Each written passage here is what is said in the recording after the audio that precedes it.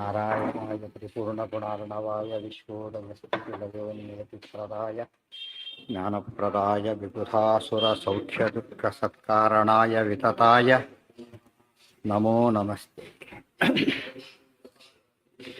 जयति हरेरचिन्त्यः सर्वदेवैकवन्द्यः परमगुरुरभीष्टावाप्तिदः सज्जनानां निखिलगुणगणार्णो नित्यनिर्मुक्तदोषः सरसिजनयनोऽसौ श्रीपतिर्मानदो नः। जयत्यजो खण्डगुणोरुमण्डलः सदोदितो ज्ञानमरीचिमाली स्वभक्तहर्दोच्चतमो निहन्ता व्यासावतारो हरिरात्मभास्करः।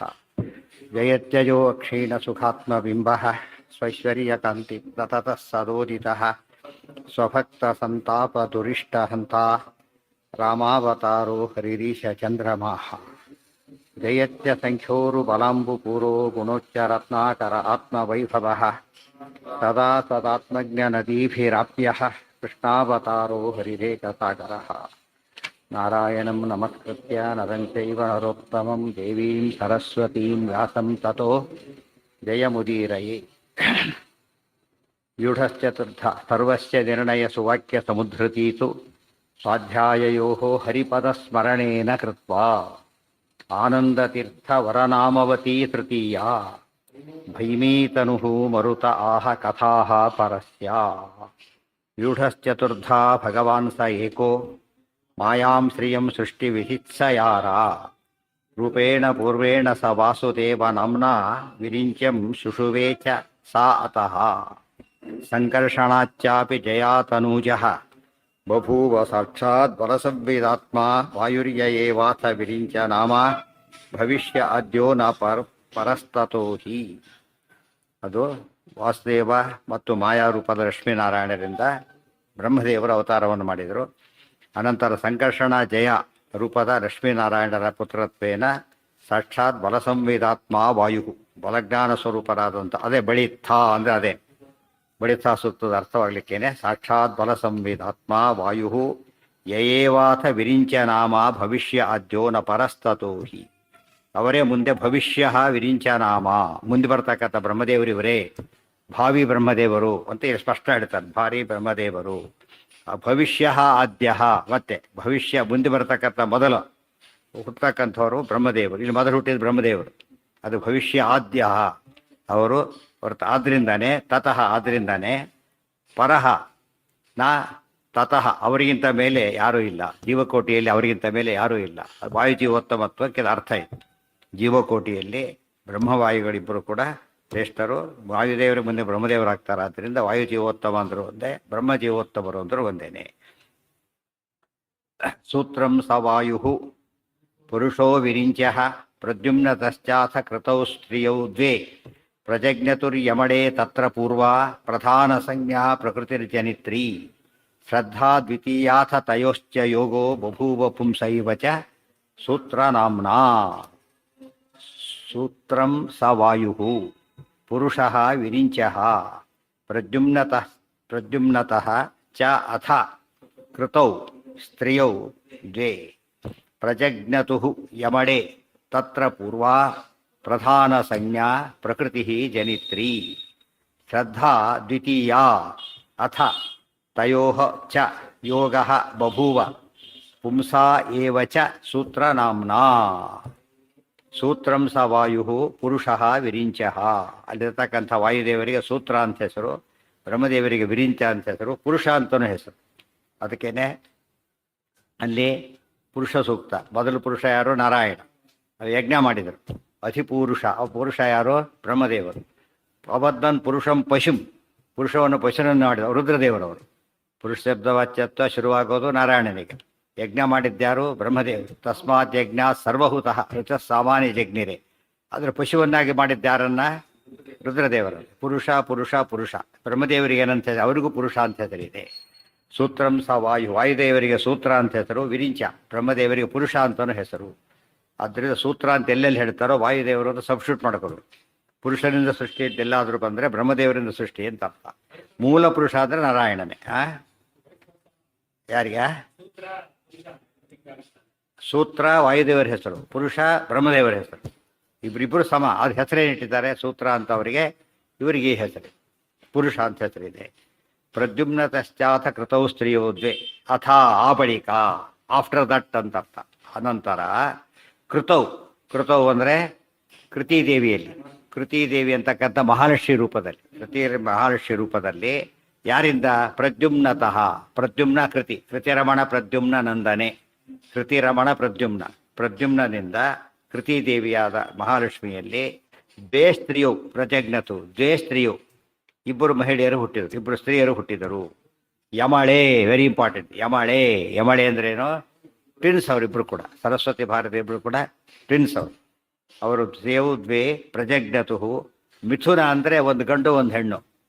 ಯಮಳರು ಅಂದರೆ ಇಬ್ಬರು ಗಂಡು ಇಲ್ಲ ಇಬ್ಬರು ಹೆಣ್ಣು. ಅದಕ್ಕೆ ಏನಂತಾರೆ? ಆ ಥರ ಟ್ವಿನ್ಸಲ್ಲಿ ಎರಡು ವಿಧ, ಇಬ್ಬರು ಪುರುಷರು ಇಬ್ಬರು ಸ್ತ್ರೀಯರು, ಅಥವಾ ಒಬ್ಬ ಪುರುಷ ಒಬ್ಬ ಸ್ತ್ರೀ. ಒಬ್ಬ ಪುರುಷ ಒಬ್ಬ ಸ್ತ್ರೀ ಆದಾಗ ಮಿಥುನ ಅಂತ ಕರಿಬೇಕು ಜೋಡಿ, ಇಲ್ಲಾದಾಗ ಯವಣ ಅಂತ ಕರಿಬೇಕು. ಯಮಳೇ ಯಮಳಾರ್ಜುನ ಭಂಜನ, ಅವರಿಬ್ಬರು ಎಂಥವ್ರು? ಅವರು ಎರಡು ಜೊತೆಯಾಗಿ ಹುಟ್ಟಿದವರು, ಯಮಳರಾಗಿ ಹುಟ್ಟಿದವರು. ಹೆಸರು ಅರ್ಜುನ ವೃಕ್ಷಗಳು, ಅದು ಜೊತೆಯಾಗಿ ಹುಟ್ಟಿದ್ದಕ್ಕೆ ಯಮಳಾರ್ಜುನ ವೃಕ್ಷಗಳು. ಒಳಗಿದ್ದಿದ್ದು ಇಬ್ಬಿಬ್ಬರು, ಮತ್ತೆ ಯಾರ್ಯಾರು? ನಳಕೂಬರ ಮಣಿಗ್ರೀವ ಧ್ವನಿ ಮತ್ತು ಚಮು. ಇಷ್ಟು ನೋಡೋದಕ್ಕೆ ಕಂಡಿದ್ದು ಎಷ್ಟೆಷ್ಟು ಸೇರುತ್ತೆ ಅದರಲ್ಲಿ. ಅಲ್ಲಿ ಯಮಳರು ಅಂತ ಕರೆದಿದ್ದಾರೆ. ಪ್ರಕೃತಿ ಜನಿತ್ರಿ, ಪ್ರಜಜ್ಞತುರ್ ಯಮಳೇ ತತ್ರ ಪೂರ್ವ ಪ್ರಧಾನ ಸಂಜ್ಞಾ ಪ್ರಕೃತಿ ಜನಿತ್ರಿ. ಅದರಲ್ಲಿ ಪೂರ್ವ ಪ್ರಧಾನ ಸಂಜ್ಞಾ, ಪೂರ್ವ ಅದರಲ್ಲಿ ದೊಡ್ಡವರು ಸರಸ್ವತಿ ಭಾರತಿ, ಇಬ್ಬರಲ್ಲಿ ಪ್ರಧಾನ ಅಂತ ಹೆಸರು. ಸರಸ್ವತಿ ದೇವಿ ಏನಂತ ಹೆಸರಿದೆ? ಪ್ರಧಾನ ಅಂತ ಹೆಸರಿದೆ. ಪ್ರಕೃತಿ ಜನಿತ್ರಿ, ಅವಳು ಪ್ರಕೃತಿ ಅಭಿಮಾನಿ ದೇವತೆ. ಮುಖ್ಯ ಮಹಾಲಕ್ಷ್ಮೀ ದೇವಿ, ಪ್ರಧಾನ ಅಂದರೂ ಮಹಾಲಕ್ಷ್ಮಿ, ಪ್ರಕೃತಿ ಅಂದರೂ ಮಹಾಲಕ್ಷ್ಮಿ. ನೆಕ್ಸ್ಟ್ ಪ್ರಧಾನ ಅಂದರೆ ಯಾರು? ಅದಕ್ಕೆ ತತ್ವನ್ಯಾಸದಲ್ಲಿ ಹೇಳಬೇಕಾದ್ರೆ ಅವ್ಯಕ್ತ ನಾಮನಿ ಇಬ್ಬರು ಯಾರು? ಬ್ರಹ್ಮಾಣಿ ಭಾರತಿ. ಅಲ್ಲಿ ಮಹಾಲಕ್ಷ್ಮಿ ಹೇಳೋದಿಲ್ಲ, ಅವ್ರ ಮುಂದೆ ಮೇಲೆ ಬರ್ತಾವೆ, ಇವ್ರ ಮೇಲೆ. ಅಲ್ಲಿ ಹೇಳಬೇಕಾದ್ರೆ ಸರಸ್ವತಿ ಭಾರತೀಯರು ಅಂತ ಹೇಳ್ತೇವೆ. ಅವರಿವರು ಪ್ರಕೃತಿ ಜನಿತ್ರಿ, ಪ್ರಧಾನ ಸಂಜ್ಞಾ ಪ್ರಕೃತಿ ಜನಿತ್ರಿ.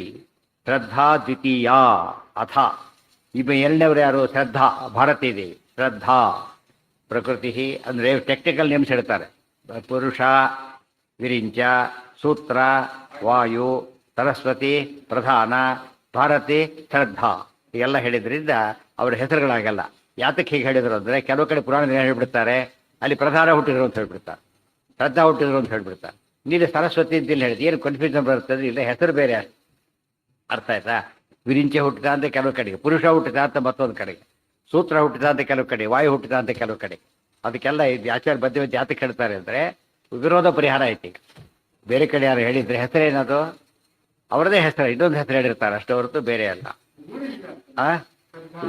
ಯಾವುದು ಯಾವುದು ಯಾಕಿಲ್ಲ? ಅದು ಶ್ರದ್ಧಾ ಪ್ರಧಾನ ರೂಢಿಯಲ್ಲಿದೆ. ಎಲ್ಲಿ ಇನ್ನೊಂದು ರೂಢಿ, ಮತ್ತೆ ಈ ರೂಢಿಯಲ್ಲಿಲ್ಲ. ಅಜ್ಞ ರೂಢಿಯಲ್ಲಿ ಇಲ್ಲೇ ಇಲ್ಲ. ಅವರು ನಾಸ್ತಿಕರಿಗೆ ಇಲ್ಲೇ ಇಲ್ಲ. ಅವರು ಫಸ್ಟ್ ಆಫ್ ಆಲ್ ಯಾವ ರೂಢಿನೂ ಇಲ್ಲ ನಾಸ್ತಿಕರಿಗೆ. ಅದು ಇವರಿಗೆ ಆದರೆ ಶಾಸ್ತ್ರ ಓದ್ದವರಿಗೆ ಅದು ಹೇಳಿದ್ರೆ ತತ್ವನ್ಯಾಸ ಮಾಡ್ತಿದ್ರೆ ಪ್ರಕೃತಿ ತಕ್ಷಣ ಅರ್ಥ ಆಗುತ್ತೆ. ಅವ್ಯಕ್ತ ತತ್ವ ಬ್ರಹ್ಮಾಣಿ ಭಾರತಿ ತಕ್ಷಣ ಅರ್ಥ ಆಗಿಬಿಡುತ್ತೆ. ಆದ್ದರಿಂದ ಶ್ರದ್ಧಾ ದ್ವಿತೀಯಾಥ ತಯೋಶ್ಚ ಯೋಗ ಬಭೂವ ಪುಂಸೈವ ಚ ಸೂತ್ರ ನಾಮ್ನ. ಆಚಾರ್ಯ ಬಲ್ಲು ಟೈಮ್ ಬಿಡೋದಿಲ್ಲ, ಒಂದು ಕಂಟಿನ್ಯೂಸ್ ಹೋಗ್ತಾನೆ ಇರ್ತದೆ ಕತೆ. ಎಷ್ಟು ವಿಷಯ ಹೇಳಿದ್ರಿ ಆ 3 ಶ್ಲೋಕದೊಳಗೆ, ಈ ದೊಡ್ಡ ಸೃಷ್ಟಿ ವಿಚಾರ ಹೇಳಿದೆ. ಎಲ್ಲೂ ಗ್ಯಾಪ್ ಕೊಡೋದಿಲ್ಲ, ಕಂಟಿನ್ಯೂ ಮಾಡ್ತಾ ಇರ್ತಾರೆ. ಹಾಗೆ ಇವರು ಪ್ರಕೃತಿ ಜನಿತ್ರಿ, ಅದ್ರ ಹುಟ್ಟಿಗೆ ಕಾರಣ ಸರಸ್ವತಿ. ಬ್ರಹ್ಮದೇವರು ಸೃಷ್ಟಿ ಮಾಡ್ತಾರಾದ್ರಿಂದ ಅವ್ರ ಹೆಂಡತಿಯಾಗಿ ಅವರೇನು ಮಾಡ್ತಾರೆ? ಅಸಿಸ್ಟ್ ಮಾಡೋದ್ರಿಂದ ಅವರು ಜನಿತ್ರಿ. ಇವರು ಜನಕ, ಅವರು ಜನಿತ್ರಿ. ನಾರಾಯಣ ಜನಕ, ಮಹಾಲಕ್ಷ್ಮಿ ಜನಿತ್ರಿ. ಬ್ರಹ್ಮದೇವರ ಜನಕ, ಸರಸ್ವತಿ ದೇವಿ ಜನಿತ್ರಿ. ಈ ವಾಯುದೇವರು ಸೂತ್ರ, ಇವರು ಶ್ರದ್ಧಾ. ಇದೆಲ್ಲ ಸರಿ ತಿಳ್ಕೊಂಡ್ರೆ ಯಾವ ಕನ್ಫ್ಯೂಷನ್ ಇರೋದಿಲ್ಲ. ಶ್ರದ್ಧಾ ದ್ವಿತೀಯಾಥ ಇದನ್ನು ಹೇಳೋದಕ್ಕೇನೆ ಕೃತಿರಮಣ ಪ್ರದ್ಯುಮ್ನ ನಂದನೆ. ಯಾರಿಗದ ಅನ್ವಯ? ತುಂಬ ಜನ ಅರ್ಥ ಬರೋ ಕರೆ ಮಾಡಿಬಿಡ್ತಾರೆ. ಚತುರವದನನ ರಾಣಿ, ಈ ಪದ್ಯ ಸರಸ್ವತಿಗೆ. ಕೃತಿರಮಣ ಪ್ರದ್ಯುಮ್ನ ನಂದನೆ ಇದು ಭಾರತಿಗೆ ಅಂತೇಳಿ ಅಲ್ಲ, ಎರಡೂ ಸರಸ್ವತಿಗೆ, ಎರಡೂ ಭಾರತಿಗೆ. ಯಾತಕ್ಕೆ? ಇಬ್ಬರು ಕೂಡ ಏನವರು? ಕೃತಿರಮಣ ಪ್ರದ್ಯುಮ್ನ ನಂದನೆ. ಚತುರ್ವಿಂಶ ತತ್ವಪತಿ ದೇವತೆಗಳಿಗೆ ಗುರುವೆನಿಸಿದ ಮಾರುತನ ನಿಜ ಪತ್ನಿ. ಅವರಿಬ್ಬರು ಕೂಡ ಬ್ರಹ್ಮ ಸರಸ್ವತಿ, ವಾಯು ಭಾರತಿ. ಆದ್ದರಿಂದ ಇವರಿಬ್ಬರು ಕೂಡ ಚತುರ್ವಿಂಶ ತತ್ವಪತಿ ದೇವತೆಗಳಿಗೆ ಗುರು. ಗೊತ್ತಾಯ್ತಾ? ಸತತ ಹರಿಯಲಿ ಗುರು ಎಲ್ಲ ಸೇಮ್ ಇಬ್ಬರಿಗೂ ಕೂಡ. ಇಲ್ಲೂ ತಗೊಂಡ್ರೆ ಬ್ರಹ್ಮಾಣಿ, ಭಾವಿ ಬ್ರಹ್ಮಾಣಿ ಇವರು. ಚತುರವದನ ರಾಣಿ, ಭಾವಿ ಚತುರವದನ ರಾಣಿ. ಆಮೇಲೆ ಏನಾಯ್ತದು? ಚತುರ್ವದನ ರಾಣಿ ಅತಿರೋಹಿತ ವಿಮಲ ವಿಜ್ಞಾನಿ. ಅತಿರೋಹಿತ ಇಬ್ಬರು ಅತಿರೋಹಿತ ವಿಮಲ ವಿಜ್ಞಾನಿಗಳೇ. ಚತುರೋದರ ರಾಣಿ ಹೌದು, ಅತಿರೋಹಿತ ವಿಮಲ ವಿಜ್ಞಾನಿ, ಶ್ರುತಿ ಪ್ರತತೆಗಳಿಗೆ ಅಭಿಮಾನಿ, ಇಬ್ಬರು ಕೂಡ ಬ್ರಹ್ಮಾಣಿ, ಇಬ್ಬರು ಕೂಡ ಭಾವಿ ಬ್ರಹ್ಮಾಣಿ ಬ್ರಹ್ಮಾಣಿ.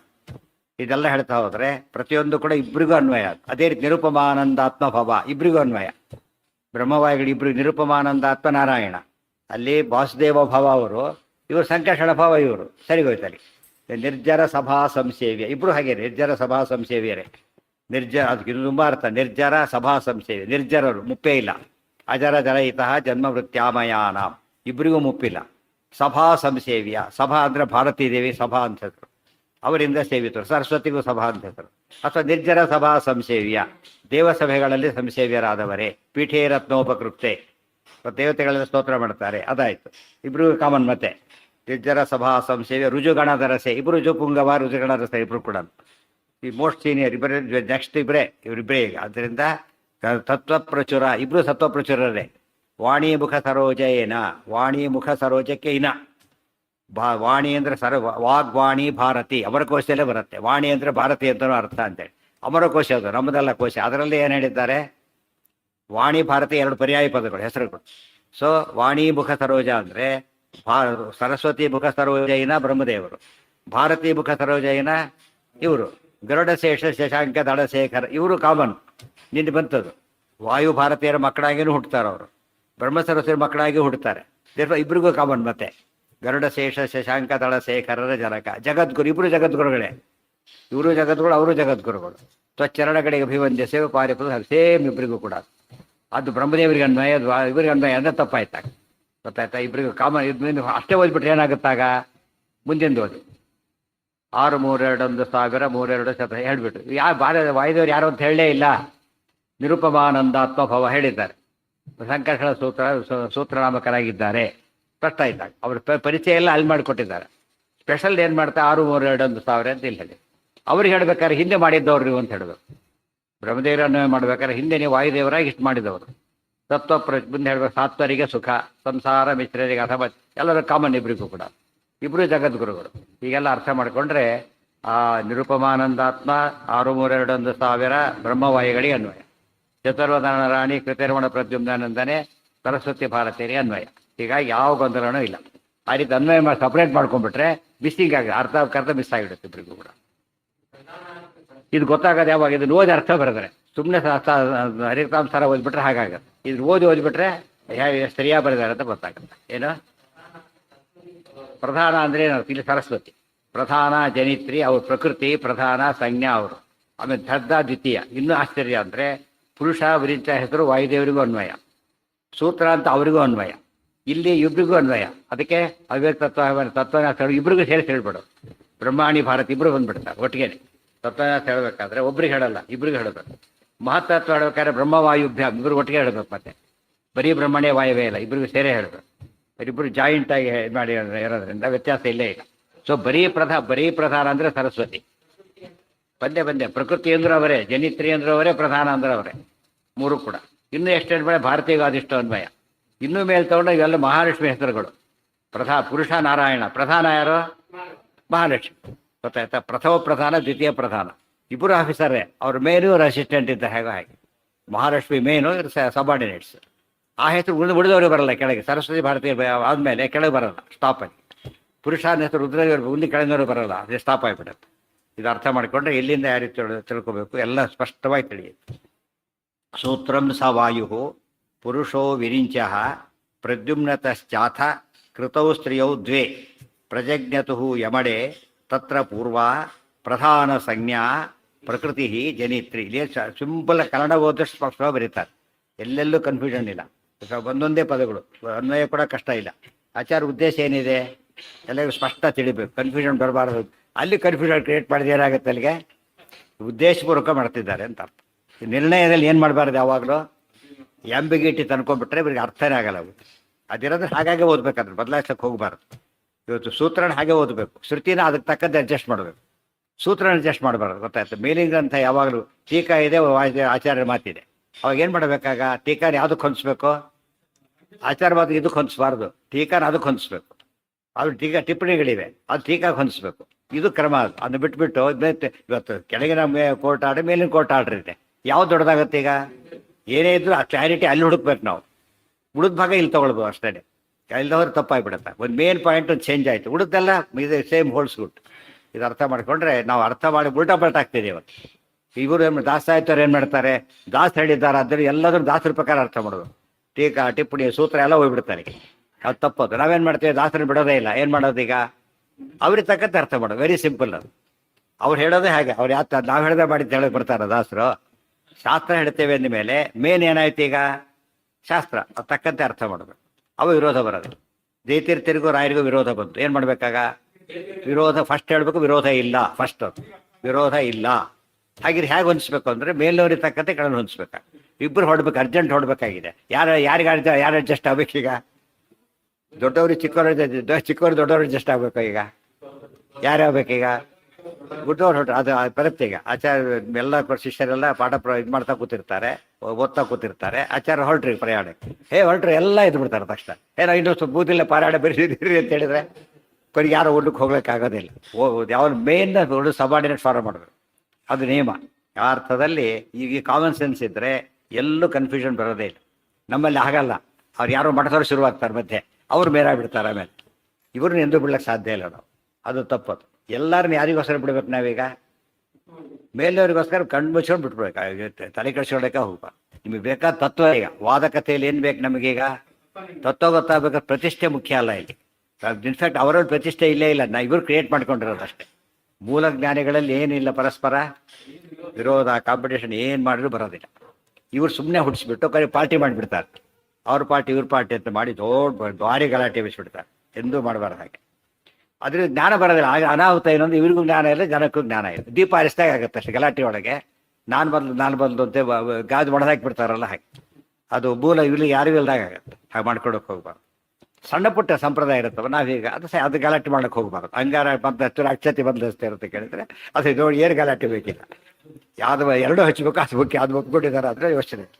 ಅವ್ರವ್ರು ಇಷ್ಟ, ಅವ್ರು ಕನ್ವಿನ್ಸ್ ತಕ್ಕಂಡು ಅವ್ರು ಏನೋ ಒಂದು ದೊಡ್ಡವ್ರು ಹೇಳಿರ್ತಾರೆ, ಫಾಲೋ ಮಾಡ್ತಾರೆ. ಕೆಲವು ಆಫೀಸ್ಗಳಲ್ಲಿ, ಗೌರ್ಮೆಂಟ್ ಆಫೀಸ್ಗಳಲ್ಲೇ ಕೆಲವು ಸ್ವಲ್ಪ ಏನಿರುತ್ತೆ, ಕೆಲವು ಸ್ವಲ್ಪ ವ್ಯತ್ಯಾಸ ಮಾಡ್ಕೊಡ್ರು ಅವ್ರ ಕನ್ವೀನಿಯನ್ಸ್ಗೋಸ್ಕರ. ಅದು ಅಲ್ಲೇ ಸಂಪ್ರದಾಯ ಅಂತ ಅದು ಲಿಖಿತವಾಗಿ ಏನೂ ಇಲ್ಲ ಸಂಪ್ರದಾಯ. ಬಟ್ ಮೇಲವ್ರ ಮುಂದೆ ಹೀಗೆ ಮಾಡಿ ಅಂದರೆ ಬಹುದು ಸಂಪ್ರದಾಯ ಹೋಗ್ತೀರಿ. ಯಾವ್ದು ಉಳಿತ? ನಿಮ್ಮ ಸಂಪ್ರದಾಯ ಇರ್ಬೋದು, ನಾನು ಹೇಳ್ತೀನಿ ಹೀಗೆ ಕೇಳಿ ಅಂತ ಹೇಳ್ತಾರೆ ಮೇಲಿನವ್ರು. ಅವಾಗ ಏನು ಮಾಡಬೇಕಾಗ? ಇವ್ರ ಸಂಪ್ರದಾಯ ನಡೆಯೋದಿಲ್ಲ, ಅವ್ರ ಮಾತೇ ಕೇಳಬೇಕು. ಇವ್ರದ್ದೇ ಆಗಿದ್ರೆ ಮಾಡ್ಕೊಂಡು ಹೋಗಿ ಅಂತ. ಏಕಾಶಿ ಉಪವಾಸ ಮಾಡ್ತಾರೆ, ನಮ್ಮ ಸಂಪ್ರದಾಯ ಏನು ಮಾಡ್ಬೇಕು? ಅದಕ್ಕೆ ನೀನು ಸಂಪ್ರದಾಯ ಎಲ್ಲ ಸಂಪ್ರದಾಯ ವಿರೋಧಿ ಅಂತ ಹೇಳ್ಬೇಕು. ಸಂಪ್ರದಾಯ ಅಂತ ಹೇಳಿ ಸಂಪ್ರದಾಯ ವಿರೋಧಿ ನೀನು ಹಾಗೆ, ಗೊತ್ತಾಯ್ತಾ? ಅಲ್ಲಿ ಆ ವ್ಯತ್ಯಾಸನೇ ಇಲ್ಲ. ಹಾಗೆ ಫಲಾರ ತಗೊಂಡು ಮಾಡ್ತೀವಿ, ಇಲ್ಲೇ ಇಲ್ಲ ಉಪವಾಸ, ಅದ್ರ ಬಗ್ಗೆ ಮಾತೇ ಇಲ್ಲ. ಅದು ಸಂಪ್ರದಾಯಕ್ಕೆ ಚಾನ್ಸ್ ಇಲ್ಲ ಅಲ್ಲಿ, ಅರ್ಥ ಆಯ್ತಾ? ಈಗ ಕೆಲವರು ಹೇಳ್ತಾರೆ ನಾವು ವರಮಹಾಲಕ್ಷ್ಮಿ ಮಾಡ್ತೇವೆ, 5 ಶುಕ್ರವಾರ ಹಬ್ಬ ಮಾಡಲ್ಲ. ಹಾಗೇನೆ ಪದ್ಧತಿ ಇದೆ. ಶ್ರಾವಣ ಮಾಸದಲ್ಲಿ ಪ್ರತಿ ಶುಕ್ರವಾರ ಹಬ್ಬ ಮಾಡೋದು ಒಂದು ಗುಂಪು, ವರಮಹಾಲಕ್ಷ್ಮಿ ಮಾತ್ರ ಮಾಡೋದು ಇನ್ನೊಂದು ಗುಂಪು. ಇದನ್ನು ಮಾಡೋದು ಅವ್ರು ಮಾಡೋದು, ಅದನ್ನು ಮಾಡೋದು ಇವ್ರು ಮಾಡಲ್ಲ. ಅರ್ಥ ಏನು? ಇಬ್ಬರು ದ್ವೇಷಿಗಳಲ್ಲ.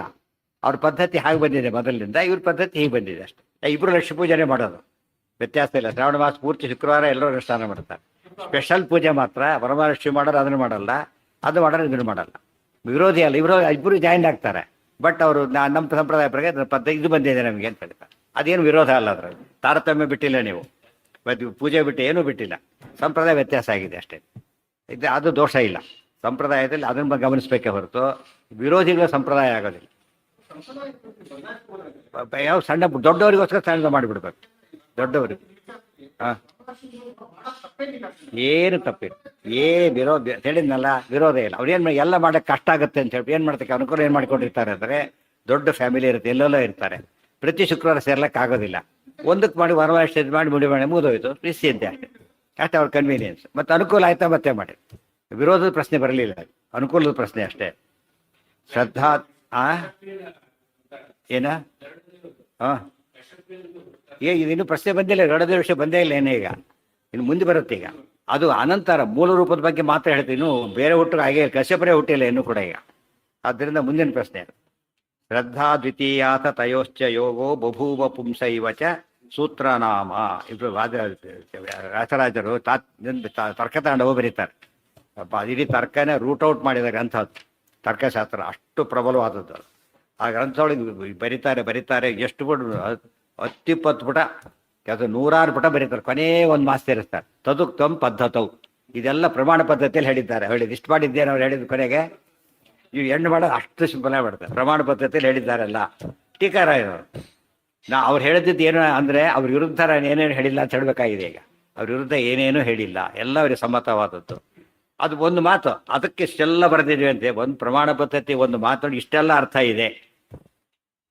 ವ್ಯಾಸರಾಜರ ವೈಶಿಷ್ಟ್ಯ ನೋಡ್ಬೇಕಾಗ ಇದು ನಮ್ಮ ಪ್ರಕಾರ ಪ್ರಮಾಣ ಪದ್ಧತಿ ಇವ್ರ ಗ್ರಂಥನೇ ಅಲ್ಲ.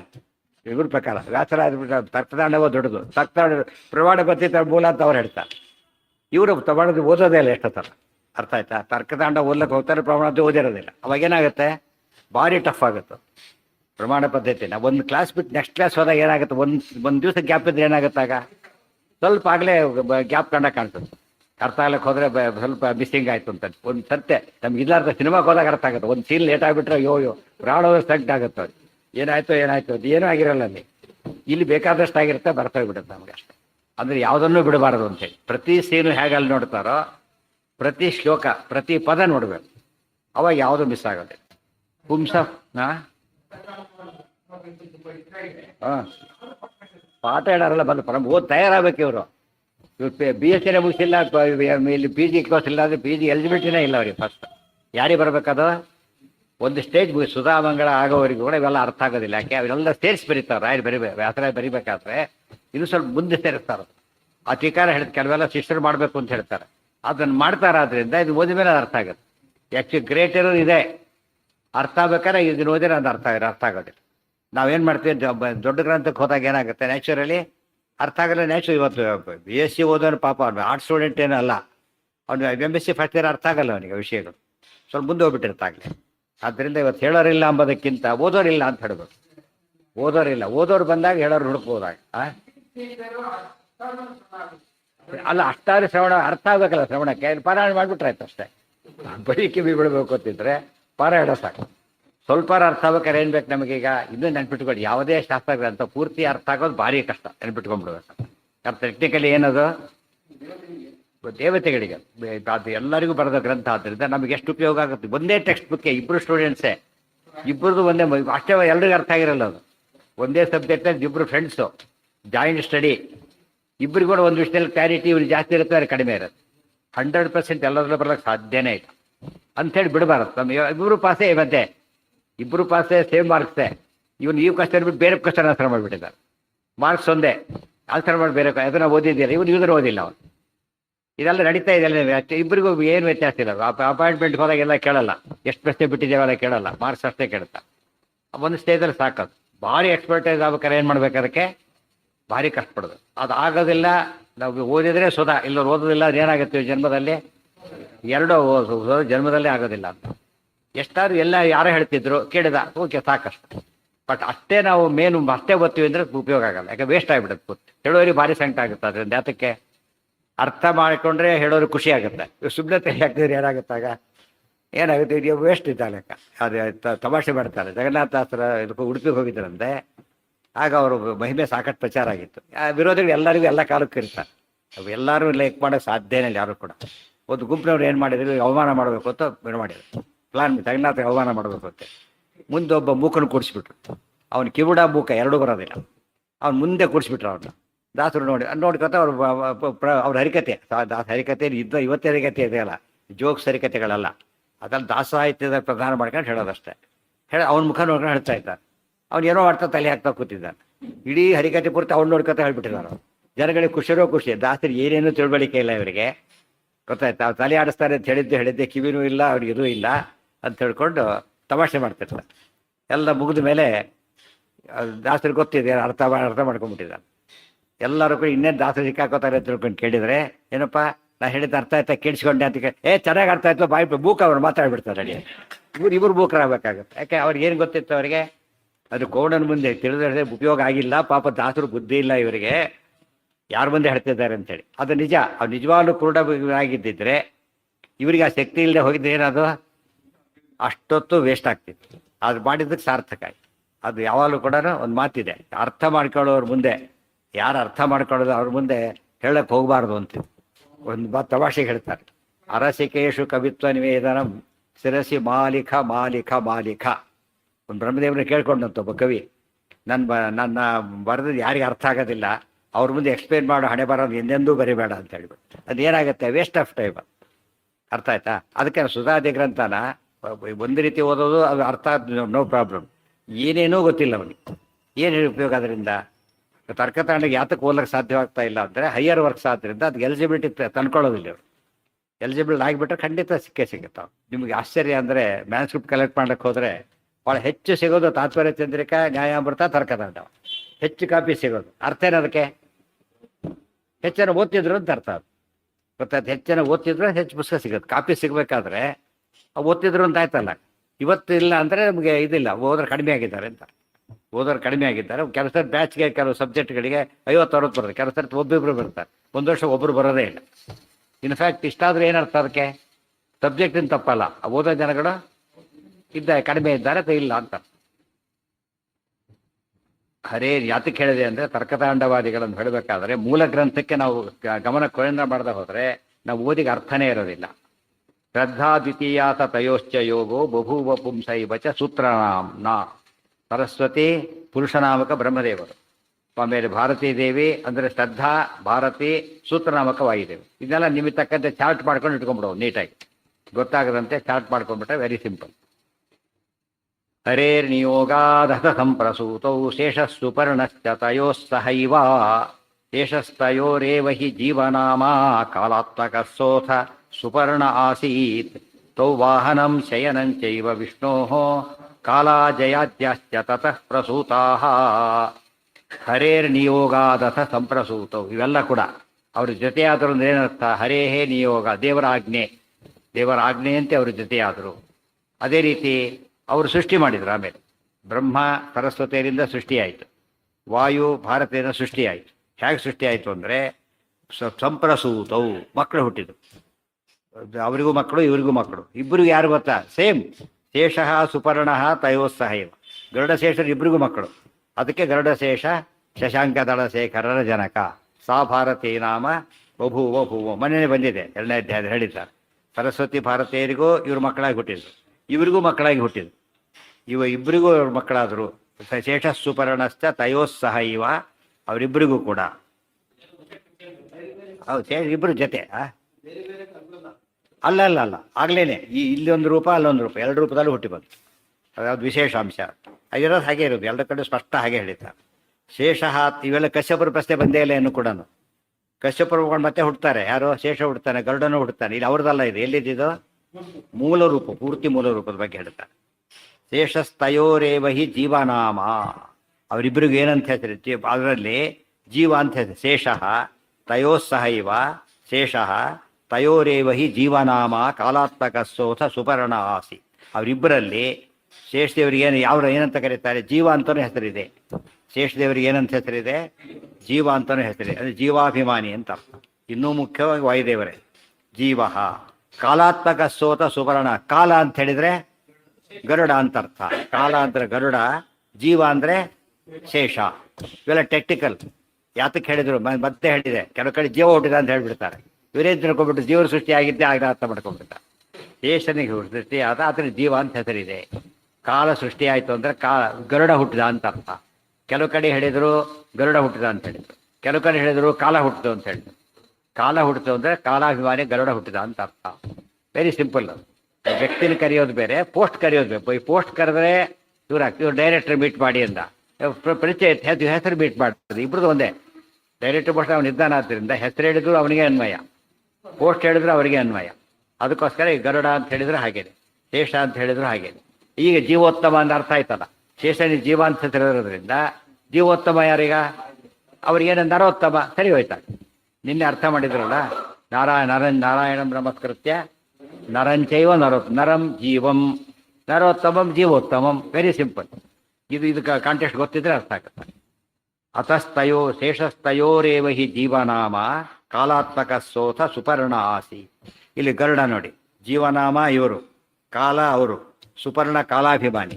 ಕಾಲಾಭಿಮಾನಿ ಆಗಿದ್ದಕ್ಕೇನೆ ಗರುಡ ವಾಹನ ಅಂತ ಹೇಳ್ತೇನೆ. ಗರುಡನ ಮೇಲೆ ಪರಮಾತ್ಮ ಕೂತಿದ್ದ. ಇದು ಸಿಂಬಾಲಿಕ ಯೋಚನೆ ಮಾಡಿದರೆ ಕಾಲದ ಮೇಲೆ ಪರಮಾತ್ಮ ಇದ್ದ. ಅಂದರೆ ಅಬೌಟ್ ಟೈಮ್. ದೇವರಿಗೇನಿಲ್ಲ, ಕಾನ್ಸೆಪ್ಟೇ ಇಲ್ಲ. ಯಾಕೆ? ಕಾಲದ ಕಾನ್ಸೆಪ್ಟ್ ಯಾರಿಗೆ ಬರೋದು? ಅಧೀನವಾದಾಗ. ಕಾಲದ ಮೇಲಿದ್ದವರಿಗೆ ಅದು ಎಲ್ಲ ವರ್ಕರ್ಸ್ಗೂ ಟೈಮ್ ಇದೆ. ಈಗ ಅವನು ಬರ್ತಾನೆ, ಚೀಫ್ ಬರ್ತಾನೆ. ಏನು ಸರ್ ಲೇಟಾಗಿ ಬನ್ನಿ, ಅವ್ನು ಕೇಳಾಗಿಲ್ಲ, ಕೇಳಿದ್ರೆ ಕೆಲಸನೇ ಕಳ್ಕೊಂಡ್ಬಿಡ್ತಾನೆ. ಇವ್ರು ಕೇಳೋ ರೈಟ್ ಇಲ್ಲ. ಆತ್ಗೇನಿದೆ ಈಗ, ಬರ್ತೀನಿ ಅಂತ ಹೇಳಿದ್ರೆ ಲೇಟಾಗಿ ಬಂದ, ಬರಲೇ ಇಲ್ಲ. ಯಾಕೆ ಬರಲ್ಲ ಅಂತ ಗಲಾಟೆ ಮಾಡಾಗಿಲ್ಲ, ಏನು ಮಾಡಾಗಿಲ್ಲ ಇವರು, ಸುಮ್ಮನೆ ಇರಬೇಕಷ್ಟೇ. ಕಾಲ ಅನ್ನೋದು ಅವ್ರ ಮೇಲಿದೆ.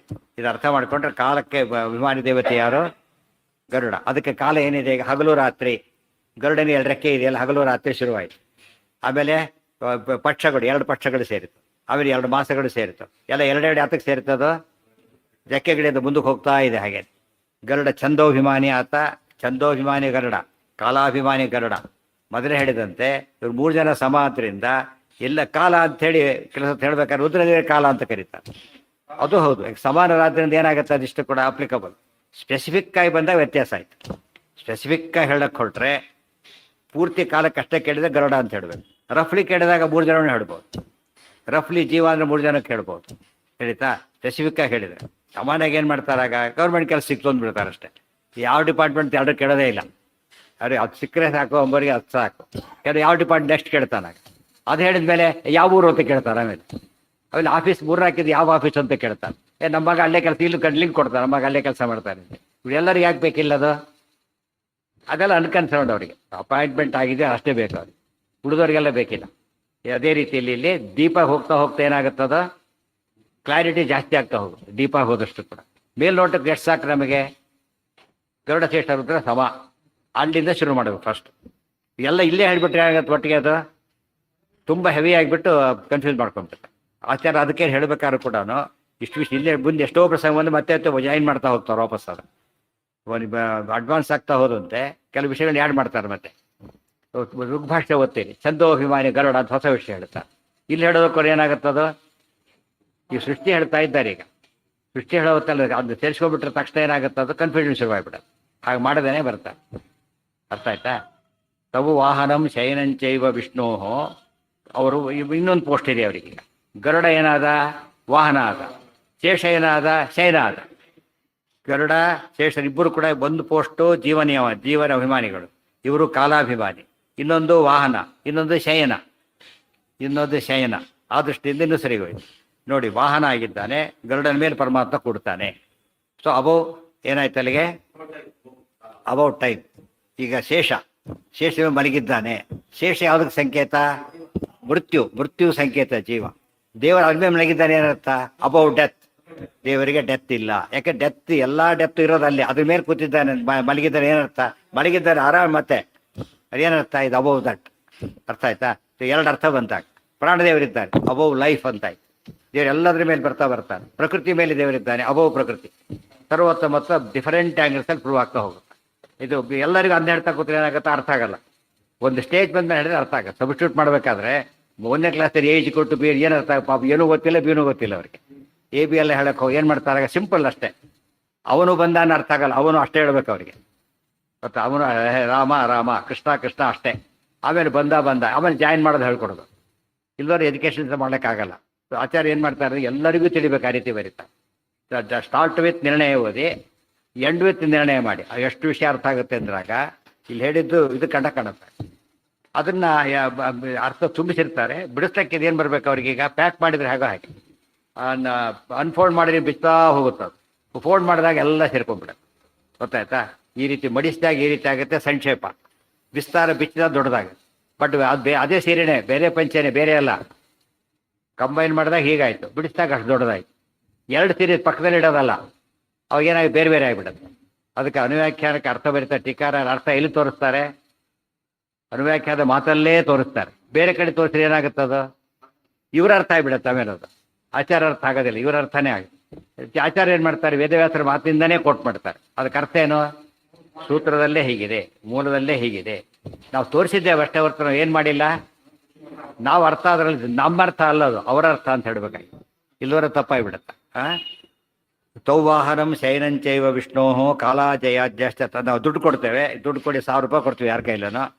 ಅವ್ನು ನೋಟ್ ಕೊಟ್ಟಿದ್ವಿ ಅಂತ ತಿಳ್ಕೊಂಬೋಣ. ಅವ್ನು ಹೋಗ್ಬಿಟ್ಟೆ 500 ರೂಪಾಯಿ ನೋಟ್ ಕೊಟ್ಟ. ನಾವು ಗಲಾಟೆ ಮಾಡಲ್ಲ ಅದಕ್ಕೆ. ಯಾತಕ್ಕೆ, ನಮಗೇನು ಬೇಕಿಲ್ಲ, 1000 ರೂಪಾಯಿ ತೋರಿಸೋದು ಬೇಕಷ್ಟೇ. ಯಾವುದೋ ಗೋಲ್ಡ್ ಚೈನ್ ಕೊಟ್ಟಿರ್ತಾರೆ, ಇನ್ನೊಂದು ಎಕ್ಸ್ಚೇಂಜ್ ಮಾಡಿಕೊಟ್ರೆ ಒಪ್ಪಲ್ಲ ಅವ್ನು. ಯಾತಕ್ಕೆ, ನಾವು ಕೊಟ್ಟು ಪರ್ಟಿಕ್ಯುಲರ್ಲಿ ಅದನ್ನೇ ಕೊಟ್ಟಿರೋದು. ಹೆಸರು ಬೇರೆ ಹಾಕಿ ಕೊಟ್ಟಿದ್ದಾರೆ, ಅದು ಈಕ್ವಲೆಂಟ್ ಕೊಟ್ಟರೆ ಒಪ್ಪಲ್ಲ. ಏನು ಕೊಡ್ಬೇಕು ಅದಕ್ಕೆ, ಈಗ ಅದನ್ನೇ ಕೊಡೋದು. ಕೆಲವು ಸತ್ತೆ ಈಕ್ವಲೆಂಟ್ ಸಾಕು, ಕೆಲವು ಸತ್ತು ಅದೇ ಆಗಬೇಕು. ಆ ಸಮಯ ನೋಡ್ಕೊಂಡು ಹೇಳಬೇಕು ನಾವು. ಇದು ಏನಾಗ್ಬಿಡತ್ತಾಗದು ಅಪಾರ್ಥ ಕಾರಣ ಆಗಿ ಕೆಲವು ಪದಗಳನ್ನು ಹಾಗೆ ಇಡಬೇಕು, ಕೆಲವು ಪದ ಈಕ್ವಲೆಂಟ್ ಉಪಯೋಗಿಸಿದ ಈಕ್ವಲೆಂಟ್ ಅಷ್ಟೇ, ಮೀನಿಂಗ್ ಅದೇ. 500 ಕೊಟ್ಟರು ಕೂಡ ಏನಾಯ್ತದ, ಮೀನಿಂಗ್ ಚೇಂಜ್ ಆಗಲೇ ಇಲ್ಲ. ಅದು ಪದ ಉಪಯೋಗಿಸ್ಬಾರ್ದು, ಅದೇ ಶಬ್ದನ ಉಪಯೋಗಿಸ್ಬೇಕು. ತೌವಾಹನಂ ಅದು ಹೀಗೆ ಮಾಡಿದ್ರೆ ತಪ್ಪಾಗುತ್ತೆ. ₹1000 ಕೊಟ್ಟು ₹1000 ಅಕ್ಕಿ ಕೊಟ್ಬಿಟ್ಟ, ಒಯ್ದುಬಿಟ್ಟು ₹1000 ಬೆಲ್ಲ ಕೊಟ್ಬಿಟ್ಟು ಅವಾಗ ಏನು ಮಾಡ್ತಾರೆ, ಇದು ಕೊಟ್ಟಿದ್ದೆ ನೀನು ಕೊಟ್ಟಿದ್ದೇನೆ ಈ ಮಧ್ಯೆ ಹಾಗಿದ್ರೆ ಗೊತ್ತಾಯ್ತಾ, ಉಪಯೋಗಿಸ್ಬಿಟ್ಟ ತನ್ನ ಯಾವುದೋ ಒಂದು ಗೂಡ್ಸ್ ಕೊಟ್ಬಿಟ್ಟ, ಅವನಿಗೆ ದುಡ್ಡು ಬೇಕು ಪಾಪ, ಎಕ್ಸಾಮ್ ಫೀಸ್ ಕಟ್ಟಲಿಕ್ಕೆ ದುಡ್ಡು ಬೇಕಾಗಿದೆ, ಇವರು ಅಕ್ಕಿ ಬೆಳೆ ಕೊಟ್ಟರೆ ಏನು ಮಾಡೋದು ತೊಗೊಂಡು ಪಾಪ ಅವನು. ಆ್ಯಕ್ಚುಲಿ ಬರ್ತದೆ ₹1000 ಕಡಿಮೆ ಏನಿಲ್ಲ ಅದು, ಬಟ್ ಯಾವುದಕ್ಕೆ ಉಪಯೋಗ ಬರೋಲ್ಲ, ಆ ಪರ್ಪಸ್ ಸರ್ವ್ ಆಗೋದು. ಆದ್ದರಿಂದ ಅರ್ಥ ಹೇಳಬೇಕಾದ್ರೆ ಯಾವ ಅರ್ಥ ಹೇಳೋದ್ರಿಂದ ನಮಗೇನಾಗಬೇಕು, ಅಲ್ಲಿ ಅನುಸಂಧಾನಕ್ಕೆ ಬರಬೇಕು. ಅನುಸಂಧಾನಕ್ಕೆ ಬರದೇ ಹೋದಾಗ ಅರ್ಥ ಏನಾಗುತ್ತದ ಎಲ್ಲ ಎಲಿವೆಂಟ್ ಆಗೋದೇ. ಕಾಲ ಜಯ ಅದಕ್ಕೇನೆ ರೂಪದ ಎಲ್ಲ ಅಲ್ಲ, ಅಲ್ಲಿ ಬೇರೆ. ಈಗ ಇದಕ್ಕೆ ಆ ಪ್ರಸಂಗ ಬಂದಿಲ್ಲ, ಅದು ಬಂದೇನು ಬೇಕೀಗ ಮತ್ತೆ ಹೇಳ್ತೀನಿ ಕೇಳಿ. ಒಬ್ಬೊಂದು ದೇವತೆಗಳಿಗೆಲ್ಲ ತುಂಬ ದೊಡ್ಡವರು ಅವರು, ಅನೇಕ ರೂಪವಾಸನೆ ಮಾಡ್ತಕ್ಕಂಥ ಸಾಮರ್ಥ್ಯ ಇರುತ್ತೆ. ಅಲ್ಲ ಕೆಲವು ಹೇಳ್ತೀನಿ ಕೆಲವು ಪರ್ಪಸ್ಸಿಗೆ ಕೆಲವು ಏನು ಮಾಡ್ತಾರೆ ಅವರು, ಕೆಲವು ಪರ್ಪಸ್ಗೆ ಬೇರೆ ಬೇರೆ ರೂಪ ಉಪಾಸನೆ ಮಾಡ್ತಾರೆ. ರುದ್ರದ ಸಂಹಾರ ಮಾಡಬೇಕಾ, ಸಂಕಷ್ಟ ರುದ್ರ ರೂಪ ಉಪಾಸನೆ ಮಾಡ್ತಾರೆ. ಬೇರೆ ಕೆಲಸ ಮಾಡಬೇಕಾ, ಬೇರೆದು ಉಪಯೋಗಿಸ್ತಾರೆ, ಆರಾಧನೆ ಮಾಡ್ತಾರೆ. ಒಂದೇ ಇರೋದಿಲ್ಲ. ನಮಗೆ ಕೆಲವರ ಏನು ಮಾಡ್ತಾರೆ, ಒಂದೇ ರೂಪ ಅವರಿಗೆ ಉಪಾಸನೆ ಹೆಚ್ಚು ಮಾಡಕ್ಕೆ ಬರಲ್ಲ. ಒಂದು ಬಿಂಬ ರೂಪ ಮಾಡೋದಕ್ಕೆ ಅವ್ರಿಗೆ ಎಷ್ಟೋ ಜನ್ಮ ಆಗೋಗ್ಬಿಟ್ರು. ಅವರಿಗೆ ಮಾತ್ರ ಯಾತಕ್ಕೆ ಹೇಳಿದೆ ಅಂದರೆ, ರುದ್ರದ ಸಂಕಷ್ಟ ಅಂತ ಕೆಲವು ಕಡೆ ಹೇಳ್ತಾರೆ, ನರಸಿಂಹ ಅಂತ ಕೆಲವು ಕಡೆ ಹೇಳ್ತಾರೆ. ಯಾತಕ್ಕೆ ಅಂದರೆ ಪರ್ಪಸ್ ಮೇಲೆ ಡಿಪೆಂಡ್ ಆಗುತ್ತೆ ಮಾಡೋದು. ಇವರಿಗೆಲ್ಲ ಗರುಡದೇವರಿಗೆ ಪ್ರತ್ಯೇಕ ಹೇಳಿಲ್ಲ. ಹೇಳ್ಬೇಕಾದ್ರೆ ಏನು ಹೇಳ್ಬೇಕು ಅದನ್ನು, ಆ ತಂದೆ ಮೂಲಕ ಹೊರಟಾಗ ಪ್ರತಿಯೊಂದು ಹಾಕ್ತಾರೆ ಒಂದು ಕಡೆಗೆ, ಗೊತ್ತಾಯ್ತಾ, ತಂದೆ ಅವ್ರ ಮಕ್ಕಳು ತಾನೇ ಅವರು, ಅದು ಆ ಲೆಕ್ಕದಲ್ಲಿ ಹೇಳೋದು, ಬೇರೆ ಹೇಳಕ್ಕೆ ಬರಲ್ಲ. ಅದೇ ಹೇಳಿಲ್ಲ ಅಂತ ಹೇಳಿದ್ದು, ಗರುಡ ವಾಹನ ಅಷ್ಟೇ ಹೇಳಿದೆ ಹೊರತು ಪ್ರತ್ಯೇಕ ಹೇಳಿಲ್ಲ. ಮೂಲ ನಾರಾಯಣ ಸಾಮಾನ್ಯವಾಗಿ ಗರುಡನ ಮೇಲೆ ಬರೋದು ಯಾರು, ಹೆಚ್ಚಾಗಿ ಗರುಡ ವಾಹನ ಉಪಯೋಗಿಸಿದ್ದು ಎರಡು, ಒಂದು ನಾರಾಯಣ ರೂಪದಿಂದ, ಇನ್ನೊಂದು ಕೃಷ್ಣ ರೂಪದಿಂದ. ರಾಮರೂಪ ಗರುಡನ ಉಪಯೋಗಿಸಿಲ್ಲ. ಅಲ್ಲಿ ವಾಯುವಾಹನ ಹನುಮಂತನ ಓಡಾಡ್ತಾರೆ, ಇಲ್ಲಿ ಗರುಡ ವಾಹನ, ಗೊತ್ತಾಯ್ತಾ. ಅದೇ ರೀತಿ ಚಕ್ರ ಉಪಯೋಗಿಸಿಲ್ಲ ರಾಮದೇವರು, ಕೃಷ್ಣ ಚಕ್ರ ಉಪಯೋಗಿಸ್ತಾನೆ. ಸೊ ಮೂಲ ರೂಪದಲ್ಲಿ ಚಕ್ರ ಹಿಡಿದಿದ್ದಾನೆ, ಅವತಾರ ರೂಪದಲ್ಲೂ ಚಕ್ರ ತೋರಿಸ್ತಾನೆ, ಅಲ್ಲಿ ತೋರಿಸಿಲ್ಲ. ವರ ರೂಪದಲ್ಲಿ ಗದೆ ಉಪಯೋಗಿಸ್ತಾನೆ, ಕೆಲಸದ ಬರೀ ಒಂದು ಇದಷ್ಟೇ, ತನ್ನ ಕೋರೆದಾಡೆಗಳು. ಇಷ್ಟಾದರೂ ದೇವ್ರ ರೂಪಗಳಲ್ಲಿ ಏನಿಲ್ಲ, ಭೇದ ಇಲ್ಲ. ಒಂದು ಸತ್ಯ ಕೂಡ ಏನೇ ಉಪಯೋಗಿಸಲ್ಲ, ಚೇಂಜ್ ಮಾಡೋದಿಲ್ಲ. ನೋಡೋರಿಗೆ ಏನನ್ಸುತ್ತೆ, ರಾಮರೂಪ ಕೃಷ್ಣ ರೂಪದಲ್ಲಿ ಸಿಮಿಲಾರಿಟಿ ನೋಡ್ಲಿಕ್ಕೆ ಹೋದರೆ ಕೆಲವು ಕಾಣಿಸುತ್ತೆ, ಕೆಲವು ಕಾಣಿಸೋದಿಲ್ಲ. ಅಷ್ಟಿಷ್ಟಾದರೂ ಕೂಡ 100% ಒಬ್ಬರೇ, ಇಷ್ಟಾದರೂ ಕೂಡ. ಆ ದೃಷ್ಟಿಯಿಂದ ಆ ರೀತಿ ವ್ಯತ್ಯಾಸ ಮಾಡಿ ಹೇಳೋದು ಸಾಧ್ಯ ಇಲ್ಲ. ಕಾಲಾಜಯ ತೌ ವಾಹನಂ ಶಯನಂಚೈವ ವಿಷ್ಣೋ ಕಾಲಾಹ ಜಯಾದ್ಯಾಶ್ಚ ತತಃ ಪ್ರಸೂತಾಹ. ಅನಂತರ ಕಾಲಾಹ ಜಯಾದ್ಯಾಶ್ಚ ತತಃ, ಆಮೇಲೆ ಅನಂತರ ಕಾಲದಲ್ಲಿ ಜಯ ಮೊದಲಾದವ್ರು ಹುಟ್ಟಿದರು. ಜಯ ವಿಜಯಾದಿಗಳೆಲ್ಲ ಆಮೇಲೆ ಹುಟ್ಟಿದ್ರು, ಈ ಸ್ಟೇಜ್ ಆದಮೇಲೆ ಹುಟ್ಟಿದ್ರು. ಅಲ್ಲಿ ಬರಬೇಕಾದ್ರೆ ಕಾಲಾಹ ಅಂತ ಕರೆದ್ರು. ಈಗ ಇಲ್ಲಿ ಕಾಲ ಅಂತ ಕರೆದ್ರು, ಇಲ್ಲಿ ಕಾಲಾಹ ಅಂತ ಕರೆದ್ರು. ಮತ್ತೆ ಶ್ರೇಷ್ಠನಿಗೆ ಗರುಡನಿಗೆ ಕಾಲ ಅಂತ ಕರೆದ್ರು, ಇಲ್ಲಿ ಕಾಲಾಹ ಅಂತ ಬಹುವಚನ ಉಪಯೋಗಿಸಿಬಿಟ್ರು. ಯಾತಕ್ಕೆ ಗೊತ್ತಾ, ಅವಾಂತರ ಕಾಲಾಭಿಮಾನಿಗಳು ಅಂತ. ಅವಾಂತರ ಎಷ್ಟು ಜನ ಇರ್ತಾರೆ, ಚೀಫ್ ಒಬ್ಬನೇನೆ. ಸಬಾರ್ಡಿನೇಟ್ ಎಷ್ಟಿರ್ಬೋದು, ಎಷ್ಟು ಬೇಕಾದ್ರೂ ಇರ್ಬೋದು. ಅವ್ರಿಗೆಲ್ಲ ಏನಂತ ಹೆಸರು, ಕಾಲಾಹ ಅಂತ. ಯಮದೇವರಿಗೆ ಕಾಲ ಅಂತ ಹೆಸರು, ಕಾಲವಾದರು, ಕಾಲವಶರಾದರು. ಯಮದೇವರಿಗೆ ಕಾಲ ಅಂತ ಹೆಸರಿದೆ, ರುದ್ರದೇವರಿಗೆ ಕಾಲ ಅಂತ ಹೆಸರಿದೆ, ಗರುಡನಿಗೂ ಕಾಲ ಅಂತ ಹೆಸರಿದೆ. ಅನಂತರ ವಾಯುದೇವರಿಗೂ ಎಲ್ಲರಿಗೂ ಕಾಲ, ನರಸಿಂಹದೇವರು ಎಲ್ಲರಿಗೂ ಕಾಲ. ಮೃತ್ಯುಂ ನಮಾಮಿತಂ. ಆ ದೃಷ್ಟಿಯಿಂದ ಮೇಲ್ವರೆಗೆ ಹೋಗ್ತಾ ಹೋಗ್ತಾ ಏನಾಗ್ತಾರೆ ಅವರು, ಇವರು ಕಂಟ್ರೋಲ್ಡ್ ಆಗ್ತಾರೆ, ಅವ್ರು ಕಂಟ್ರೋಲರ್ ಆಗ್ತಾರೆ ಮೇಲಕ್ಕೆ ಹೋದಂತ. ಇಲ್ಲಿ ಕಾಲಾಹ ಬಹುವಚನ, ಕಾಲಹ ಏಕವಚನ. ಅದು ಸರಿಯಾಗಿ ನೋಡ್ಕೊಂಡು ಅರ್ಥ ಮಾಡ್ಕೋಬೇಕು. ಹಾಂ ಹೇಳಿಲ್ಲ, ಅದು ಮುಂದೆ ಹೇಳ್ತಾರೆ, ಅದು ಮುಂದೆ ಹೇಳ್ತಾರೆ. ಬಂದಿದ್ದಾರೆ ಅವರು ಕೂಡ ಮುಂದೆ ತಿಳಿಸ್ತಾರೆ ಎಲ್ಲಿ ಅಂತ. ಆ ತತ್ವ ಸೃಷ್ಟಿಯಾದ ಬರ್ತಾರೆ, ತತ್ವ ಸೃಷ್ಟಿಗೆ ಬರ್ತಾರೆ. ಕಾಲಾಜಯಾದ್ಯಾಶ್ಚ ತತಃ ಪ್ರಸೂತ ಅಂತ ಹೇಳಿದ್ರಿಂದ ಕೆಲವು ಕಡೆ ಅವರಿಂದ, ಕೆಲವು ಕಡೆ ಟೈಮ್ ಆಮೇಲೆ, ಎರಡು ಅರ್ಥ ಮಾಡ್ಕೋಬೇಕಂತ. ಕಾಲಾಜಯಾದ್ಯ ಅಪಿ ವಿಷ್ಣು ಪಾರ್ಷದಾಹ. ಇಲ್ಲಿ ಕೆಳಗೆ ಆಚಾರ್ಯ ಕಡೆ ಬೆರೀತಾರೆ ನೋಡಿ, ಕೆಳಗೆ ಯಾರಿಗೆ ಕಾಲ ಅಂತ ಕರಿಬೇಕು ಅಂತ ಒಟ್ಟಾಗಿ ವಾಕ್ಯ ಇಲ್ಲಿ ನಿಮ್ಮ ಪುಸ್ತಕದಲ್ಲಿ ಇಲ್ಲ, ಇದು ಇದರಲ್ಲಿದೆ. ಹರಿಶ್ಚ ಪ್ರಕೃತಿಶ್ಚೈವ ಬ್ರಹ್ಮವಾಯು ತಥೈವ ಚ ಸುಪರ್ಣಶೇಷ ರುದ್ರಾಶ್ಚ ಶಕ್ರಃ ಸೂರ್ಯ ಯಮಾವಪಿ ಅಗ್ನಿ ಯಮಾನುಜಶ್ಚೈವ ಕಾಲಶಬ್ದೋದಿತ ಕ್ರಮ ಪೂರ್ವೋಕ್ತಾಸ್ತು ಅಪರೋಕ್ತಾನಾಂ ಪ್ರಭವಃ ಸರ್ವಶೋ ಮತಾಃ. ಇಲ್ಲಿ ನೋಡಿ, ಹರಿಶ್ಚ ಮೊದಲು ಕಾಲ ಅಂದರೆ ಯಾರಿಗೆ ಹೆಸರು, ಕೃಷ್ಣನೇ ಹೇಳ್ತಾನೆ. ಕಾಲೋಸ್ಮಿ ಲೋಕಕ್ಷಯಕೃತ್ ಪ್ರವೃದ್ಧ, ಭಗವದ್ಗೀತೆ. ವಿಷ್ಣು ಸಹಸ್ರನಾಮದಲ್ಲೂ ಕೂಡ ಕಾಲಹ, ಕಾಲ ಹೆಸರಿದೆ. ಪರಮಾತ್ಮನ ಕಾಲ ಅಂತ ಹೆಸರಿದೆ. ಪ್ರಕೃತಿ, ನೆಕ್ಸ್ಟ್ ಮಹಾಲಕ್ಷ್ಮಿಗೆ ಏನಂತ ಹೆಸರಿದೆ? ಕಾಲ. ಬ್ರಹ್ಮವಾಯುಗಳಿಗೆ ಕಾಲ ಅಂತ ಹೆಸರಿದೆ. ಸುಪರ್ಣ, ಶೇಷ, ರುದ್ರ 3 ಜನಕ್ಕೆ ಏನು ಹೆಸರಿದೆ? ಕಾಲ ಅಂತಿದೆ. ಶಕ್ರಃ, ಇಂದ್ರನಿಗೂ ಕಾಲ ಅಂತ ಹೆಸರಿದೆ. ಸೂರ್ಯ ಸೋಮ ಯಮಾಮಪಿ, ಸೂರ್ಯನಿಗೆ ಯಮದೇವರಿಗೆ ಏನಂತ ಹೆಸರಿದೆ? ಕಾಲ ಅಂತಿದೆ. ಅಗ್ನಿ, ಅಗ್ನಿ ಕಾಲ, ಸುಟ್ಟು ನಾಶ ಮಾಡಿಬಿಡ್ತಾನಲ್ಲ ಅಗ್ನಿ ಕಾಲ. ಯಮಾನುಜಶ್ಚೈವ, ಯಮನ ತಮ್ಮ ಒಬ್ಬ ಇದ್ದಾನೆ, ಆತನ ಕಾಲ ಅಂತ ಹೆಸರಿದೆ. ಇವರೆಲ್ಲ ಕೂಡ ಕಾಲ ಶಬ್ದೋದಿತ ಕ್ರಮ. ಕಾಲ ಶಬ್ದದಿಂದ ಇವರೆಲ್ಲ ವಾಚ್ಯರಾಗಿದ್ದಾರೆ. ಆ ಯಮಾನುಜ ಶನಿ ಆಗ್ಬೋದು, ಇದು ಬಿಡೋದು ಯಮಾನುಜ ಎಷ್ಟು ಜನ ಇದ್ದಾರಲ್ಲ ಅವರೆಲ್ಲ ಆಗ್ಬೋದು. ಯಮನ ಅಣ್ಣ ತಮ್ಮಂದಿರೆಲ್ಲ ಕಾಲರೇ ಅವ್ರ ಹೆಸರು. ಒಂದು ಡಿಪಾರ್ಟ್ಮೆಂಟ್ಲಿದ್ದಾಗ ಅವರೆಲ್ಲರಿಗೂ ಸ್ವಲ್ಪ ಮಾತು ನಡೆಯುತ್ತೆ ಅಂತಾರಲ್ಲ ಹಾಗೆ, ಸ್ವಲ್ಪ ಅಪ್ಲಿಕಬಲ್ ಇರೋದು ನಡೆಯುತ್ತೆ ಅಂತ ಹೇಳ್ತಾರೆ. ಅವಾಂತರ ಮೇನ್ ಮುಖ್ಯ ಕಾಲ ಅಂದರೆ ನಾರಾಯಣನೇ. ಅನಂತರ ಕಾಲ ದುರ್ಗಾದೇವಿ, ಗೊತ್ತಾಯ್ತಾ? ಅದಕ್ಕೆ ದುರ್ಗಾವತಾರ ಮಾಡಿ ದುಷ್ಟನ ಸಂಹಾರ ಮಾಡ್ತಾರೆ. ಸಂಹಾರ ಕಾರ್ಯಕ್ಕೆ ಕಾಲ ಅಂತ ಹೇಳ್ತಾರೆ. ಕಾಲವಾದರು, ಕಾಲ ವಶರಾದರು ಹಾಗೆಲ್ಲ ಉಪಯೋಗಿಸ್ತಾರೆ. ಸಾಮಾನ್ಯ ಇಲ್ಲಿ ಕಾಲ ಅಂದರೆ ಯಮದೇವರಿಗೆ ಅನಂತರ. ಇದರಲ್ಲಿ ಬರುತ್ತೆ, ಮುಂದೆ ರಾಮಾಯಣದಲ್ಲಿ ಬರುತ್ತೆ. ಕಾಲ ಬಂದು ಯಮದೇವರ ಜೊತೆ ಮಾತಾಡ್ತಾ ಕೂತಿದ್ರು. ವಾಲ್ಮೀಕಿ ರಾಮಾಯಣದಲ್ಲಿ ಬರುತ್ತೆ. ಕಾಲ ಬಂದು ಮಾತಾಡ್ತಾ ಕೂತಿದ್ರು. ಆಗ ಲಕ್ಷ್ಮಣನ ಕಾವಲಿಟ್ಟಿದ್ರು, ದುರ್ವಾಸರು ಬಂದರು ಅಂತ ಹೇಳ್ತಾರೆ. ಆಚಾರ್ಯ ಬರಿಬೇಕಾದ್ರೆ ಹೇಳ್ತಾರೆ ರುದ್ರದೇವರು ಬಂದಿದ್ರು ಅಂತ ಹೇಳ್ತಾರೆ. ಕಾಲ ಅಂತ ಅಲ್ಲಿದೆ ಅಂದರೆ ಕಾಲ ಸಹ ರುದ್ರ ಅಂತ ಅರ್ಥ ಇದೆಯಲ್ಲ. ವಾಲ್ಮೀಕಿ ರಾಮಾಯಣ ರುದ್ರ ಅಂತ ಹೇಳೋದಿಲ್ಲ, ಕಾಲ ಅಂತಾನೆ ಹೇಳೋದು. ಆಚಾರ್ಯ ಬಿಡಿಸ್ಬಿಟ್ಟು ಏನು ಮಾಡ್ತಾರೆ? ರುದ್ರದೇವರು ಅಂತ ಅರ್ಥ ಬರೀ. ಯಾಕೆ ಕಾಲ ಶಬ್ದಕ್ಕೆ ಅರ್ಥ ಇದೆ ಅವರಿಗೆ. ಅಲ್ಲಿ ಬಂದು ರುದ್ರದೇವರೇ ಬಂದಿರೋದ. ಇವೆಲ್ಲ ಒಂದು ಡಿಕ್ಷನರಿ ಅಂತ ಆಗಿ ಒಂದ್ಸರಿ ಓದಿದ ಮೇಲೆ ಯಾರ ಬಗ್ಗೆ ನೋಟ್ ಮೇಲೆ ಬೆಳೀತಾರೆ ಕೊನೆ ಹೇಳ್ತಾರೆ ನೋಡಿ. ಪೂರ್ವೋಕ್ತಾಹ ತು ಅಪರೋಕ್ತಾನಾಂ ಪ್ರಭವ ಸರ್ವಶೋ ಮತಃ. ಮೇಲಿನವರು ಕೆಳಗಿನವರು ಇದ್ದಾರೆ. ಮೇಲಿನವರು ಕಾಲ, ಕೆಳಗಿನವರಿಗೆ ಮೇಲಿನವ್ರ ಕಾಲ, ಮತ್ತೆ ಇವ್ರ ಕಾಲ ಅವರಿಗೂ ಕಾಲ ಅವರೇನೆ. ಸೊ ಹೈಯೆಸ್ಟ್ ಕಾಲ ನಾರಾಯಣ ಆಯ್ತು. ಲೋಯೆಸ್ಟ್ ಕಾಲ ಯಾರು ಬಂದ್ರಿ ಈಗ? ಯಮಾನುಜ, ಅಲ್ಲಿ ಬಂದಿದೆ ಯಮಾನುಜ, ಯಮದೇವರ ತಮ್ಮ. ಯಮದೇವರ ತಮ್ಮ. ಅಲ್ಲಿವರೆಗೂ ಕೂಡ ಇಷ್ಟು ಕಾಲದ ವಾಚ್ಯತ್ವ ಇದೆ. ಇದೆಲ್ಲ ಅರ್ಥ ಮಾಡ್ಕೊಂಡ್ಮೇಲೆ ಎಲ್ಲದಕ್ಕೂ ಹಾಗಿರ್ತಾರೆ. ಪ್ರತಿಯೊಂದು ತತ್ವಕ್ಕೂ ಕೂಡ ಟಾಪ್ ಟು ಬಾಟಮ್. ಒಂದು ಆಫೀಸ್ನಲ್ಲಿ ಅಟೆಂಡರ್ ಕೂಡ ಡಿಪಾರ್ಟ್ಮೆಂಟಿಗೆ ಸೇರಿದವನೇ. ಚೀಫಿಂದ ಹಿಡಿದು ಮಿನಿಸ್ಟ್ರಿಂದ ಹಿಡಿದು ಆ ಅಟೆಂಡರ್ವರೆಗೂ ಏನಿರ್ತಾರೆ ಆ ಡಿಪಾರ್ಟ್ಮೆಂಟ್ ಅದೇ ಹೇಳಬೇಕು. ಡಿಪಾರ್ಟ್ಮೆಂಟ್ ಅದೇ ಡಿಪಾರ್ಟ್ಮೆಂಟ್. ರೆವೆನ್ಯೂ ಅಂತ ಹೇಳ್ಬೋದು. Attender revenue, clerk revenue, inspector revenue, officer revenue, ಎಲ್ಲ ರೆವೆನ್ಯೂಗಳೇ. ಬಟ್ ಉಳಿದವ್ರಿಗೆ ಅಷ್ಟು ಸಾಕು. ಬಟ್ ಆಮೇಲೆ ಬಂದಾಗ ಡೀಟೇಲ್ಸ್ ಬೇಕಾದಾಗ ಏನಾಗಬೇಕಾಗ ರೆವೆನ್ಯೂಲಿ ಏನಾಗಿದ್ದಿ ಮುಂದಿನ ಪ್ರಶ್ನೆ, ಯಾವ ಲೆವೆಲ್ ಇದ್ದೀನಿ ನೀನೀಗ, ಅದು ರೆಲೆವೆನ್ಸ್ ಇದ್ದಾಗ ಅದರಲ್ಲಿ ನಮ್ಗೆ ಅಷ್ಟು ಸಾಕಾಗುತ್ತೆ.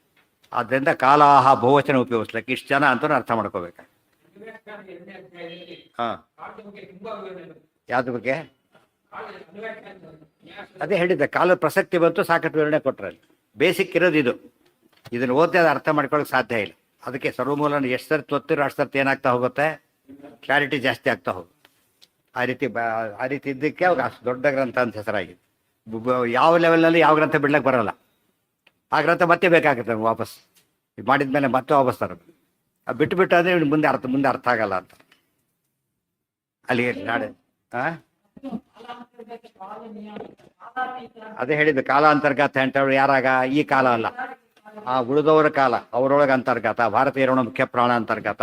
ಕಾಲ ನಿಯಾಮಕ, ತಾನೇ ಕಾಲ, ಕಾಲ ನಿಯಾಮಕ, ಬ್ರಹ್ಮರುದ್ರಾದಿ ನಿಯಾಮಕ, ಹಾಗೆಲ್ಲ ಬಿಡಿಸ್ತಾ ಹೋಗ್ಬೇಕು.